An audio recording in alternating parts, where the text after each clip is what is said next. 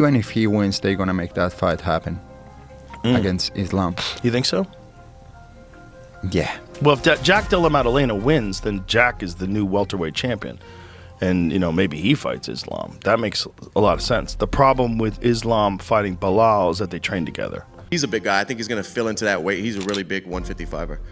So I think his lifestyle outside of training camp is going to be a little more comfortable, and he'll fill into that weight class, no problem. He's going to be, he could be champion there for sure.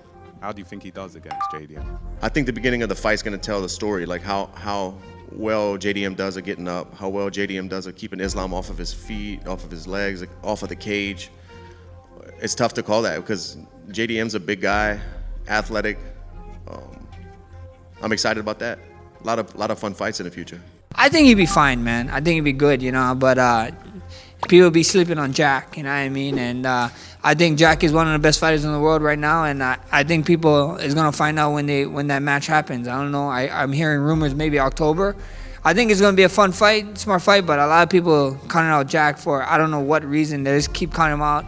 Kind of reminds me of when I was like coming up and counting me out about certain fights. So, I mean, he is, he's the number 2 pound for pound in the world right now, but he's the number 2 pound for pound in the world for a reason, so you got to respect that, but don't sleep on Jack. I think it's going to be a tough and fun fight. The UFC has set the stage for a blockbuster, Islam Makhachev versus Jack Della Maddalena, a fight that isn't just about wins and losses, but about pride, power, and legacy. Two worlds are about to collide, and the outcome could change the course of UFC history.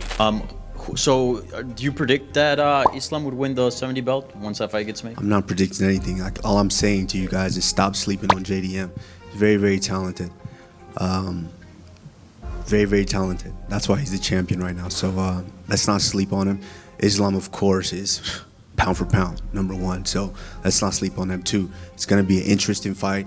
I will be watching that fight, and I'll take the winner. How big would a fight between you and Islam be? That would have to be like one of the biggest fights in the company. Of course. When have we ever had former pound for pound and current pound for pound? What makes this fight so special is the contrast of styles. Joe Rogan put it in simple words. This is the definition of styles colliding. Islam's wrestling and top control versus Jack's world-class boxing. Somebody's game has to break. Makhachev is so good. He's so good that he head-kicked Alexander Volkanovski in the rematch. He submits everybody. He submitted Dustin Poirier. He's a monster. When he gets guys on the ground, he just crushes them. And you could argue that he is dealing with a deeper talent pool. So his weight class is, in my opinion, the most talent-rich weight pool in the sport. 155 pounds is filled with assassins. Sonnen has weighed in on what a loss could mean for Islam, raising the stakes. Even though he expects Islam to win, he acknowledges Jack's capabilities, size, skills, momentum. Out on his own? He's gonna branch out to something different. I mean, don't forget, it's an uncomfortable conversation that none of us like to have, but everybody's had to have it all the way down to Coach Javier Mendez, which is, who's better, Islam or Khabib? We get asked it all the time. Khabib, slightly better record. Islam, more weeks at #1 pound for pound than Khabib. Khabib, as a matter of fact, guys, only got 1 week, and it was post-mortem. It was after his career. I don't know how much weight you want to put on that. But we're splitting hairs. I mean, that's what this whole thing is when you have the absolute greats, and those two guys don't want that comparison. Islam doesn't want to be called better than Khabib, and Khabib doesn't want to have to step in and say that's little brother. Like, it's one of these awkward things. But I'm sharing for you as proof to my point that Islam is now going out on his own. He's also suggested that if Islam loses, returning to lightweight or rebuilding at welterweight might be more complicated than people think. With that in mind, it is within the realm that with a loss to Jack, that he stop. It would be very enticing, though, when you want to be world champion. It really doesn't matter in the athlete's mind where you find that. I know it does in the media, but it really doesn't within the athlete. He don't care if he does it at 55 or he does it at 70 or he does it at 75. If they want to call it interim or they want to call it undisputed, like the athlete just wants that title. Right, he wants that belt. He wants to be the top of the division. He wants the photos in the media and things to represent that when he gets spoken about. it's very interesting within the UFC. I'll make a point that David Taylor made. But if you win the Olympics, they will never say about you, he was Olympic champion in 2000, and they'll never say that. They will only refer to you as Olympic champion, and that's true.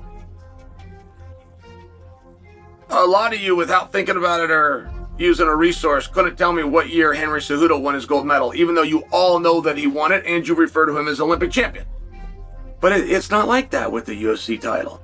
Islam Makhachev, the pride of Dagestan, enters this fight not just as the reigning champion, but as a man whose legacy is already carved into UFC history. His grappling isn't just elite, it's the gold standard of modern MMA. As former double champ Daniel Cormier once put it, Islam's top game isn't just control, it's like a prison. You don't get out, no matter what you try. That's the aura Makhachev brings. Once the fight hits the canvas, his opponents stop thinking about winning and start fighting just to survive. There's been moments where we're in practice and I'm going with Khabib or Islam and I'm the big guy.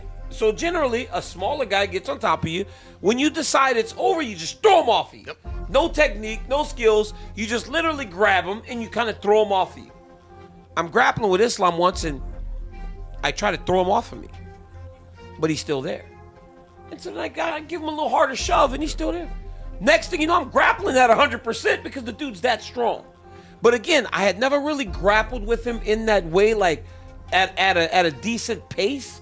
So I didn't recognize the strength when he was trying to keep me down. Michael Bisping described him perfectly. He's a guy who just doesn't care who's in front of him. He walks forward, he lands, and he hurts people. That's what makes him dangerous. Even against someone like Islam, Jack has built his career on breaking opponents mentally and physically, forcing them into uncomfortable waters until they drown under his striking pace.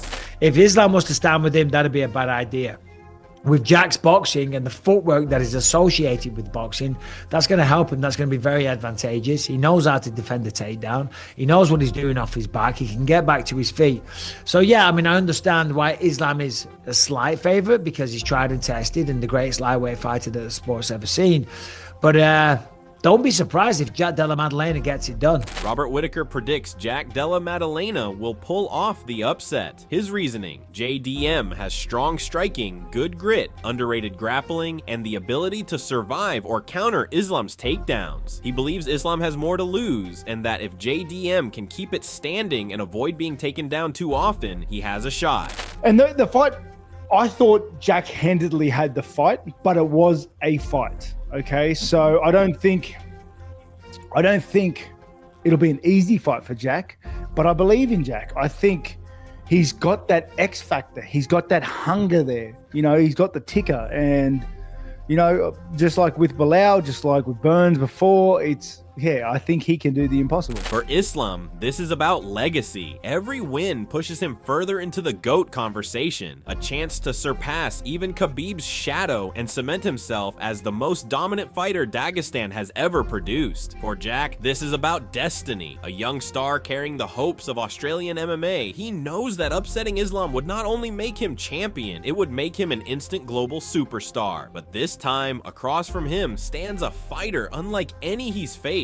Jack Della Maddalena, the rising star from Australia. Known for his slick boxing, devastating body shots, and relentless pressure, Jack is a different kind of problem. The stage makes it even bigger. Madison Square Garden, the mecca of combat sports, where legends are made and history is written. And make no mistake, both men are walking in with everything on the line. If Islam imposes his will, fans will once again see the suffocating dominance that has carried him through the ranks, and his dynasty will only grow stronger. But if Jack finds a way to keep it standing, to land the kind of clean, punishing shots that have dropped so many opponents before, the unthinkable could happen. Islam Makhachev could be dethroned. One thing is certain, this isn't just another fight. This is a moment that will echo for years in UFC history. The night where either Islam's reign continues into legend, or Jack Della Maddalena shocks the world and flips the UFC landscape upside down. On Fight Night, we'll get our answer.